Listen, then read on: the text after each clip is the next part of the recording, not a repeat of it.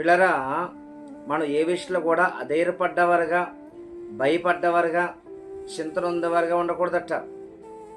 మనము దేవుడి మీద విశ్వాసం ఉంచి దేవునికి దగ్గరగా జీవించేవారుగా మనం ఉండాలట.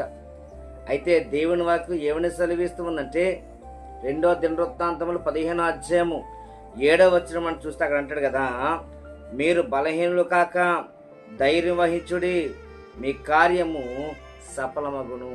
పిల్లరా, మనం దేవుడి మీద విశ్వాసం ఉంచినప్పుడు మన యొక్క విశ్వాసం తగ్గట్లుగా దేవుడు ప్రతిఫలం కలుగు చేస్తూ ఉంటాడు.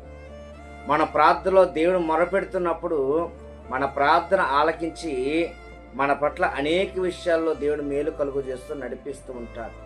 ఈ మాటలు బట్టి దేవుడు మీ అందరికీ తోడుగా ఉండి మిమ్మల్ని అందరినీ ఆశీర్వదించిన గాక. ఆమేన్. పిల్లరా, మీ అన్నదినము కూడా మా కుటుంబం కొరకు దేవుడు మాకు